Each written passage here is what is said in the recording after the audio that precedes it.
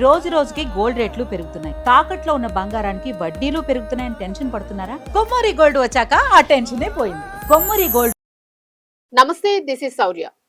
NDA అధికారంలోకి వచ్చి దాదాపుగా పుష్కర కాలం పూర్తయిపోయింది. అంటే 12 ఏళ్ల సంబరాలను జరుపుకోవడానికి ఇప్పుడు బీజేపీ పార్టీ సిద్ధంగా ఉంది.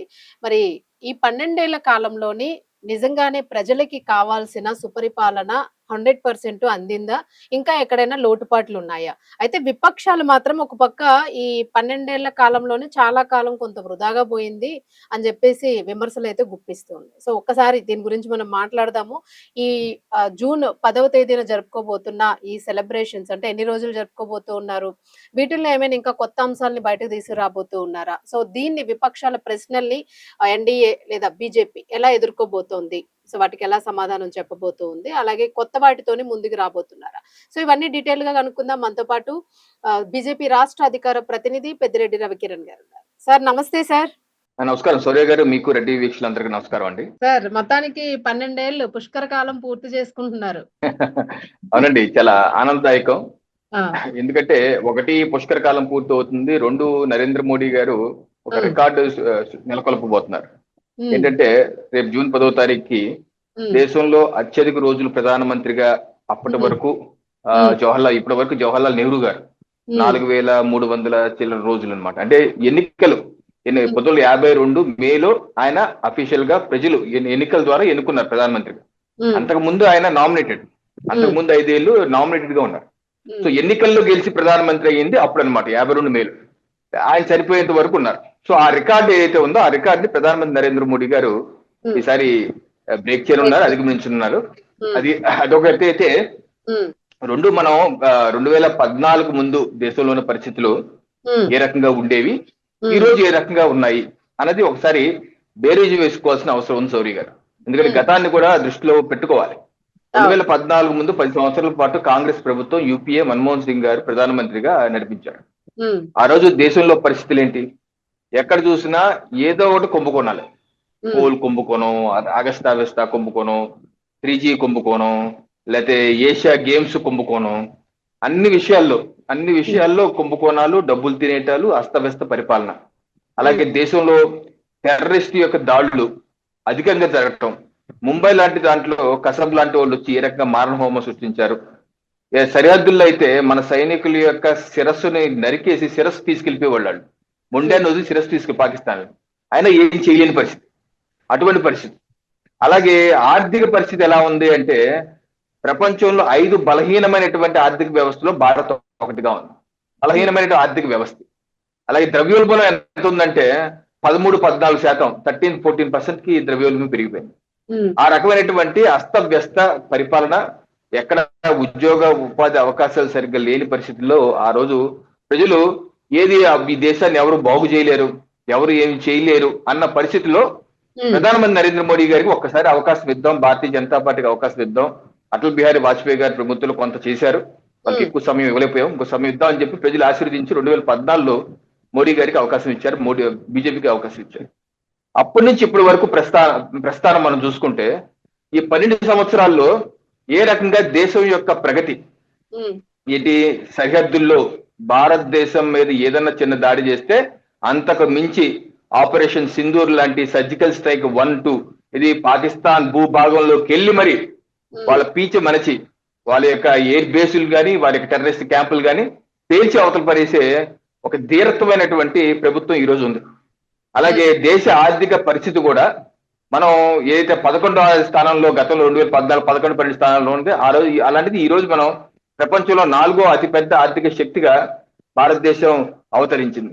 అలాగే అనేక రంగాలు పేదరికం గురించి అండి, కాంగ్రెస్ పార్టీ గతంలో గరీబీ హటావ్, పేదరిక నిర్మూలన చేయండి నినాదాలు ఇచ్చేవారు, కానీ పెద్ద చేసేవాళ్ళు కాదు. కానీ అలాంటిది పేదరిక నిర్మూలనకి ఈ 12 ఏళ్లలో అద్భుతమైన కార్యక్రమాలు జరిగినాయి. ఉదాహరణకి ఏ బ్యాంకులు అయితే జాతీకరణ చేసి కాంగ్రెస్ పార్టీ అనేక 1970లో జాతీకరణ చేసింది, కానీ పేదలకు మాత్రం బ్యాంకులు దగ్గర చేయలేదు. అలాంటిది మోడీ గారు జన్ధన్ ఖాతాలు, జీరో బ్యాలెన్స్ ఖాతాలు, పైగా ఇన్సూరెన్స్ కూడా. ఈరోజు 60 కోట్ల మంది బ్యాంకు ఖాతాలు ఓపెన్ చేసుకున్నారు. దానిలో 40 కోట్ల మంది మహిళలే ఉన్నారు. అంతమందికి లక్షల కోట్ల రూపాయలు ప్రభుత్వం ద్వారా, బ్యాంకుల ద్వారా వారికి ఆర్థిక సహకారం అందుతుంది. అంటే ఒక బ్యాంకింగ్ విప్లవం. అలాగే ఒక ఇన్సూరెన్స్, ఏ ఒక పేదవాడికి కూడా ఇన్సూరెన్స్ పరిస్థితి ఉండేది కదా. అలాంటి కేవలం 12 రూపాయలు కడితే చాలు 2 లక్షల రూపాయల యొక్క అంటే భద్రత, కుటుంబ భద్రత. ఏ రకంగా 2 లక్షల రూపాయల వరకు ఇన్సూరెన్స్ కల్పించడం. అలాగే మరుగుదొడ్ల నిర్మాణం, స్వచ్ఛ భారత్. దేశంలో మాతృమూర్తుల యొక్క గౌరవాన్ని కాపాడటానికి 11 కోట్ల పైసలకు మరుగుదొడ్ల నిర్మాణాలు చేయడం జరిగింది. అలాగే మాతృమూర్తులు పొగజూరిపోయి కట్టెల పొయ్యి మీద వండుకుంటున్నటువంటి మాతృమూర్తులకి ఉచితంగా 10 కోట్ల పైసలకు గ్యాస్ సిలిండర్లు, బండ, రెగ్యులేటర్ కూడా ఇవ్వడం జరిగింది. 10 కోట్ల మీద. అలాగే ఇళ్ల నిర్మాణాలు, ప్రధానమంత్రి ఆవాస్ యోజన కింద ఈ 12 ఏళ్ళు 4 కోట్ల ఇల్లు నిర్మాణానికి ఇవ్వటం, నిర్మాణం చేయడం జరిగింది. దానిలో ఎక్కువ అందరూ లబ్ధిదారులు మహిళలు. సో ఈ రకంగా అనేకమైన ఆయుష్మాన్ భారత్, 60 కోట్ల పైసలకు మంది అయితే ఆరోగ్యానికి అని వస్తే వాళ్ళు ఇల్లు మొత్తం అమ్ముకునే పరిస్థితి ఉంటే వాళ్ళందరికీ ఉచితంగా 5 లక్షల వరకు ఉచితంగా వైద్యం అందించడానికి ఆయుష్మాన్ భారత్ పథకం ఇచ్చి వారి యొక్క ఆరోగ్యాన్ని కాపాడటం. ఏంటంటే పేదరికాన్ని ఈ రకమైన కార్యక్రమాల ద్వారా సౌర్య గారు దేశంలో 25 కోట్ల మంది మొట్టమొదటిసారిగా పేదరిక నిర్మూలన ఎలాగ జరిగిందంటే 25 కోట్ల మంది కటికి పేదరికంలో ఉన్న వాళ్ళు పైకి వచ్చి మధ్యతరగతి, దిగువ మధ్య తరగతి రావడం జరిగింది. ఆర్థిక పరిపుష్టత చెందడం జరిగింది. సో ఈ రకంగా పేదరికాన్ని నిర్మూలించే విధంగా, అలాగే అభివృద్ధి కార్యక్రమాలు కూడా, మౌలిక వసతులు చూడండి. జాతీయ రహదారులు 2014 ముందు దేశంలో 90,000 కిలోమీటర్లు జాతీయ రహదారులు ఉండేవి. ఈ రోజు ఆ సంఖ్య 1,50,000 కిలోమీటర్ల పైచీలకి దాటిపోయింది. ఈరోజు మనం చూస్తున్నాం మన ఆంధ్రప్రదేశ్ లో, తెలంగాణలో ఎక్కడికి వెళ్తారు ఏ రకంగా 4 వరుసల రోడ్లు, 6 వరుసల రోడ్లు ఏ రకంగా పెరిగినాయండి. అలాగే ఎయిర్పోర్ట్లు కూడా గతంలో 2014 ముందు 70-75 వరకు ఉండేవి. అలాంటిది ఈ రోజు 160 ఎయిర్పోర్ట్లు. మెట్రోలు కూడా, మెట్రో రైళ్లు 5 నగరాల్లో మాత్రమే ఉండేది 2014. ఈ రోజు ఆ సంఖ్య 25కు పెరిగింది. అలాగే AIIMS, all India institute of medical sciences, ఢిల్లీకి పరిమితమైనటువంటి ఆల్ ఇండియా మెడికల్ సైన్సెస్ ఈ రోజు దేశంలో 25 ఆల్ ఇండియా మెడికల్ సైన్సెస్ సంస్థలు. ఆఖరికి మా ఆంధ్రప్రదేశ్ అమరావతిలో కూడా ఎయిమ్స్ ఉంది. అలాగే ఐఐటీలు కావచ్చు, ఐఏఎంలు కావచ్చు, యూనివర్సిటీలు దగ్గర 700 ఉండే 2014. అలాంటిది ఈ రోజు అది 1400 పెరిగింది.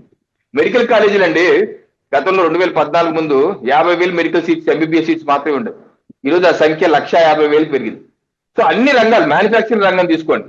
మ్యానుఫ్యాక్చరింగ్ రంగాలు మొబైల్లో అండి 2014 ముందు దేశంలో 20,000 కోట్ల వర్త్ మొబైల్ మ్యానుఫ్యాక్చరింగ్ జరిగేది. కేవలం అక్కడ యూనిట్స్ 2-3 యూనిట్స్ ఉన్నాయండి. ఈ రోజు అది 300 యూనిట్స్ పైచీలకు 6 లక్షల కోట్ల వర్త్ మొబైల్స్ మ్యానుఫ్యాక్చర్ అవుతున్నాయి. గతంలో 25% మనం వాడే మొబైల్ 2014 ముందు 20% మాత్రమే స్వదేశీయంగా తయారు చేసిన మొబైల్. అలాంటిది ఈ రోజు 100% ఇక్కడ తయారు చేసిన మొబైల్లే మనం కొంటున్నాము. అలాగే ఎగుమతులు కూడా 3 లక్షల కోట్ల వరకు ఎగుమతులు చేస్తున్నాం, ఇది మొబైల్స్. సో ఈ రకంగా ఎలక్ట్రానిక్ రంగాల్లో, అలాగే ఎలక్ట్రానిక్ సెమీ కండక్టర్ ఫ్యాబ్రికేషన్ లో కూడా, ఫ్యాబ్రికేషన్ లో కూడా గతంలో మనకి ఒక యూనిట్ కూడా లేదు. ఫ్యాబ్రికేషన్ అంటే చిప్స్ ఇంపోర్ట్ చేసుకుంటమే, ఇంపోర్ట్ చేసుకుని అసెంబ్లీ చేయటమే. అలాంటిది ఈ రోజు మ్యానుఫ్యాక్చరింగ్ స్టార్ట్ అయిపోయింది. గుజరాత్ లోను, ఉత్తరప్రదేశ్ లోను Micron Technologies company manufacturing start చేసింది. అలాగే ఇంకా కైనిస్ అనే కంపెనీ ఉంది. అలాగే టాటా ఎలక్ట్రానిక్స్, అలాగే ఫాక్స్కాన్, వీళ్ళందరూ ఇంకా పైప్ లైన్ ఉన్నారు. వచ్చే సంవత్సరం లోపు వాళ్ళందరూ ఓపెన్ చేయాలి. అంటే ఫ్యాబ్రికేషన్ రంగంలో కూడా మనం ముందున్నాం. రైల్వే నెట్వర్క్ చూడండి. రైల్వే నెట్వర్క్లు అంటే విద్యుదీకరణ లేదు. మా కాకినాడలో మేము చూసే కాకినాడ, నిడదవోలు, గుడివాడ, విజయవాడ ఈ లైన్ లో అంటే భీమవరం, మచిలీపట్నం, గుడివాడ డబ్లింగ్ అవ్వలేదు. 2014 వరకు మేము ఎప్పుడూ వాటి తిరుగుతూ ఉండేవాళ్ళం. డబ్లింగ్ లేదు, విద్యుదీకరణ లేదు. అలాంటిది ఈ రోజు ఆంధ్రప్రదేశ్ లో అన్ని లైన్లు డబ్లింగ్ చేశారు, విద్యుదీకరణ చేశారు. 100% విద్యుదీకరణ. దేశంలో అంటే 2014 ముందు 20,000 కిలోమీటర్ల రైల్వే లైన్లు మాత్రం విద్యుదీకరించారు. అలాంటిది ఈ రోజు మిగతా ఇంకో 50,000 కిలోమీటర్లు ఏంటి ఈ 12 ఏళ్లలోనే, ఇంకో 50,000 కిలోమీటర్లు చేసి ఆల్మోస్ట్ 100% విద్యుదీకరణ దేశంలో పూర్తయిందండి. 100% ఈ 12 ఏళ్ళలో చేయగలిగాం. మరి ఇది చాలా గొప్ప విషయాలు కదా. అలాగే వందే భారత్ రైళ్లు 170-180 వందే భారత్ రైళ్లు ఉన్నాయండి ఈ రోజు. అలాగే అమృత్ భారత్ అంటే తక్కువ కాస్ట్ లో వెళ్ళి నాన్ ఏసీ ట్రైన్స్, అవి కూడా ఒక 70-80 ఉన్నాయి. బుల్లెట్ ట్రైన్లు కూడా నాకు తెలిసి వచ్చే సంవత్సరం బుల్లెట్ ట్రైన్లు కూడా ఇనాగ్రేట్ కాబోతుంది. Mumbai, Ahmedabad bullet train opening కాబోతుంది. ఆగస్టు అనుకుంటా ఓపెనింగ్ కాబోతుంది. సో ఇలాగ మౌలిక వసతులు కల్పన చెప్పండి, మీరు అడుగుతున్నారు. ఇప్పుడు మీరు చెప్పినవన్నీ ఓకే, అంటే మీరు ఏమేమి డెవలప్మెంట్స్ చేసుకొని వచ్చారో మీరు చెప్పారు. వీటిలో చిన్న చిన్న డౌట్స్ ఉన్నాయి. అంటే ఇప్పుడు లైక్ ఆయుష్మాన్ భారత్ అనేది ఒక నేషనల్ కార్డ్ అనేది ఇచ్చారు చాలా మందికి, మీరు అన్నట్టు ఆ పేదవాళ్ళందరికీ కూడా. సో ఆ కార్డ్ అనేది గవర్నమెంట్ హాస్పిటల్లోని కొంచెం పెద్ద రోగం ఏదైనా వస్తే, అంటే లైక్ బ్రెయిన్ స్ట్రోక్స్ లాంటివి లేదా హార్ట్ స్ట్రోక్స్ లాంటివి ఇట్లాంటివి వచ్చేటప్పుడు ఆ కార్డుకి సంబంధించి ఆ యాక్సెస్ అనేది సరిగా జరగడం లేదు అని చాలా మంది పేదలు కంప్లైంట్ చేస్తూ ఉన్నారు. అందులో ఉన్న డాక్టర్సే చాలా మంది మీకు ఇది అంటే తిరిగి రాదు, అమౌంట్ ఏమీ మీకు కవర్ అవ్వదు, మీరు బయట చూపించుకోవడమే బెటర్ అన్న కంప్లైంట్స్ కొన్ని విన్నాము. సో ఈ లోపం ఎక్కడ జరుగుతుంది అనుకోవచ్చు? అంటే ఇలాంటివి చాలా వరకు చాలా మంది దగ్గర విన్నాము. అంటే ఒకటండి, ఇప్పుడు ఆయుష్మాన్ భారత్ దేశవ్యాప్తంగా 60 కోట్ల మందికి ఆయుష్మాన్ భారత్ కార్డ్స్ కూడా ఇష్యూ చేశారు. దానిలో రాష్ట్ర ప్రభుత్వ సహకారంతో, ఎందుకంటే కేంద్ర ప్రభుత్వానికి నేరుగా సిబ్బంది ఉండరు, రాష్ట్ర ప్రభుత్వం యొక్క సిబ్బందితో ఇష్యూ చేయిస్తారు. అలాగే నెట్వర్క్ హాస్పిటల్స్ ఉంటాయి, గవర్నమెంటే కాదు ప్రైవేట్ మీ వెబ్సైట్ లోకి వెళ్తే, ఆయుష్మాన్ భారత్ వెబ్సైట్ లోకి వెళ్తే ప్రైవేట్ హాస్పిటల్ నెట్వర్క్ హాస్పిటల్స్ అండి 3,000 దేశవ్యాప్తంగా ఎన్నో వేలు ఉంటాయి. ఆ హాస్పిటల్ ఏ హాస్పిటల్ కూడా వెళ్ళొచ్చు, ఆ కార్డు చూపించవచ్చు, మీకు 5 లక్షల వరకు ఉచితంగా వైద్యం అందిస్తారు. దాంట్లో ఏ ఇబ్బంది, ఒకవేళ ఏదైనా ఇబ్బంది ఉందనుకోండి అక్కడ టోల్ ఫ్రీ నెంబర్ ఉంది, వాళ్ళు ఫోన్ చేయొచ్చు, వెంటనే రెస్పాండ్ అవుతాయి. ఇవన్నీ మీరు చెప్తుంది ఏంటంటే 1-2 ఆపరేషనల్ ఇష్యూస్ కొన్ని అనుసంధాన ఇష్యూస్ అని చెప్తున్నారు, అది కేసు టు కేసు రిజాల్వ్ చేస్తారు. బట్ ఓవరాల్ గా ఏంటంటే కేంద్ర ప్రభుత్వం అంటే మీరు చెప్పిన సమస్య కొంతమంది ఉండొచ్చు, ఉండకపోవచ్చు, ఉండదు అని నేను అంటలేదు. అటువంటి ఉంటే గనక టోల్ ఫ్రీ నెంబర్లు ఉన్నాయి, అటువంటి ఉంటే గనక టోల్ ఫ్రీ నెంబర్స్ ఉంటాయి, దాంతో మాట్లాడచ్చు, రిజాల్వ్ చేసుకోవచ్చు. బట్ ప్రభుత్వం ఏంటంటే ఆ ఫెసిలిటీ రాష్ట్ర ప్రభుత్వ సహకారంతో, ఇప్పుడు చూడండి ఉత్తరప్రదేశ్, పశ్చిమ బెంగాల్ ఉంది, పశ్చిమ బెంగాల్ ప్రభుత్వం గతంలో మమతా బెనర్జీ కొన్నంత వరకు ఆయుష్మాన్ భారత్ అలౌ చేయలేదు. ఈ రోజు మా ప్రభుత్వం వచ్చాక అలౌ చేస్తున్నారు, ఇప్పుడు స్టార్ట్ చేస్తున్నారు. అలాగే రాష్ట్ర ప్రభుత్వాల సహకారం లేకుండా కూడా సాధ్యం కాదు. ఎందుకంటే చిన్న చిన్న ఆపరేషన్ ఇష్యూస్ ఉంటే డెఫినెట్ గా అది రిజాల్వ్ చేస్తారు. బట్ ఓవరాల్ గా ఈ యొక్క పథకం ద్వారా ఇప్పటికే వేల కోట్ల రూపాయల యొక్క వైద్యాన్ని లక్షలాది మందికి, కోట్లాది మందికి అందించారండి. ఆ వెబ్సైట్ కి వెళ్తే దానిలోనే మనకి డాష్ బోర్డ్ డిస్ప్లే అవుతుంది, ఎంతంతా ఇచ్చారు, ఎంతంతా చేశారని చెప్పేసి. అయితే ప్రపంచంలో ఎక్కడ లేని పథకం మన భారతదేశంలో ఉన్నందుకు మనకు గర్వపడాలి. లైక్ మీరు అన్నట్టు ఒకవేళ ఇన్ కేసు ఆయుష్మాన్ లేదా ఆ నేషనల్ కార్డ్ అనేది ఏదైతే ఉంటుందో రోగులకి, వాళ్ళు వెళ్ళినప్పుడు కనుక రెస్పాండ్ అవ్వకపోతే ఖచ్చితంగా టోల్ ఫ్రీ నెంబర్ చేస్తే వాళ్ళు రెస్పాండ్ అవుతారని అంటున్నారు, అంటే యాక్షన్ తీసుకుంటాము అని. దట్ ఈస్ క్లియర్, అంతే పాలసీలో పార్ట్ అండి అది. ఎందుకంటే ఎప్పుడైనా సరే ఆ ఫీడ్బ్యాక్ మెకానిజం, ఆ గ్రీవెన్స్ రెడ్రెసల్స్ ఇవన్నీ పాలసీలో భాగం. అంటే చిన్న చిన్న గోరంత కొండంత చేయాల్సిన అవసరం లేదు నా యొక్క అభిప్రాయం. ఉంటాయి ఆపరేషన్, ఇప్పుడు వ్యవస్థ అన్నాక చిన్న చిన్న ఇష్యూస్ ఉంటాయి, తప్పనిసరిగా దాన్ని సార్ట్అవుట్ చేస్తారు. Okay right sir. ఇంకొకటి ఎంఎస్ఎంఈ అనేది లోన్స్ కి సంబంధించి చిన్న చిన్న పరిశ్రమల పెట్టుబడులు మహిళలకు గానీ లేదా వైదవ్యంలో ఉన్న ఆడవాళ్ళకి గానీ, సో ఇట్లాగా చిన్న చిన్న పరిశ్రమల కోసం ఎంఎస్ఎంఈ లోన్స్ అనేవి ఉంటూ ఉంటాయి. అలాగే అంటే ఎవరికైనా జెంట్స్ కి కూడా. సో ఈ లోన్స్ విషయంలో కూడా బ్యాంక్స్ కి వెళ్ళేటప్పటికి దాన్ని శాంక్షన్ చేయడం లేదు, గవర్నమెంట్ ఇవ్వడం ఇచ్చేస్తుంది, ప్రగల్భాలు పలుకుతుంది, కానీ దీనిలో మాత్రం బ్యాంకులే కుమ్మక్కయ్యి అవి రాకుండా చేసేస్తున్నాయని ఒక ఆరోపణ ఉంది. దానికి మీరు ఏం చెప్తారు? ఎంఎస్ఎంఈలు అండి 2014 ముందు దేశంలో సుమారుగా 3.5 కోట్ల ఎంఎస్ఎంఈలు, సూక్ష్మ చిన్న మధ్యతరగతి పరిశ్రమలు. ఇది ఎవరన్నా సరే పెట్టుకోవచ్చు, మహిళలని కాదు ఎవరన్నా పెట్టుకోవచ్చు. అది మా ప్రభుత్వం వచ్చాక స్టార్ట్అప్ ఇండియా, స్టాండప్ ఇండియా అని చెప్పి ప్రధానంగా మహిళలకు కూడా, దానిలో దళిత మహిళలకు కూడా ఎక్కువ గ్రాంట్లు, బ్యాంకు నుంచి ఎక్కువ గ్రాంట్లు, ప్రభుత్వం నుంచి గ్రాంట్లు వచ్చే విధంగా, రుణాలు వచ్చే విధంగా, 1 కోటి రూపాయల వరకు రుణాలు వచ్చే విధంగా, గ్రాంట్లు కూడా వచ్చే విధంగా చేశారు. అయితే ఇప్పుడు ఎంఎస్ఎంఈలు 3.5 కోట్ల నుంచి దగ్గర 7 కోట్లు దాటినాయండి. సో ఆ రకంగా ఎంఎస్ఎంఈ పరిశ్రమలు దేశంలో బాగా పెరిగాయి. అలాగే స్లాబ్స్ కూడా పెంచారు. గతంలో సూక్ష్మ అంటే 10 లక్షల వరకు అలా ఉండేది లిమిట్, 0 నుంచి 10 lakhs, దాన్ని ఇప్పుడు 10 కోట్లకి ఎంత పెంచారు. సో అలాగా పెంచుకుంటా వెళ్ళారు. సో ఎంఎస్ఎంఈ పరిశ్రమలు బ్యాంకుల ద్వారా రుణాలు ఇవ్వటం అనేది మొదటి నుంచి ఉంది. కేంద్ర ప్రభుత్వం కూడా వచ్చాక కూడా కేంద్ర ప్రభుత్వం ఒక సీడ్ క్యాపిటల్ అంటూ ఇచ్చి ఎంఎస్ఎంఈ పరిశ్రమలకు కావచ్చు ముద్రా రుణాలు, అంటే ఎటువంటి పూచీకత్తు లేకుండా, ముద్రా రుణాలు ఎటువంటి పూచీకత్తు లేకుండా, ఎటువంటి షూరిటీస్ లేకుండా 10,000 నుంచి 10 లక్షల వరకు రుణం ఇచ్చే విధంగా చేశారు. అలాగే ఈ రోజు దేశవ్యాప్తంగా సుమారుగా 50 కోట్ల మందికి అటువంటి ముద్రా రుణాలు లక్షలాది 30 లక్షల కోట్ల రూపాయల వరకు ఇచ్చారు. 30 లక్షల కోట్ల రూపాయలు చిన్న చితక అమౌంట్ కాదు ఇది. 30 లక్షల కోట్లు వితౌట్ ఎనీ షూరిటీ కూడా ఇవ్వడం జరిగింది.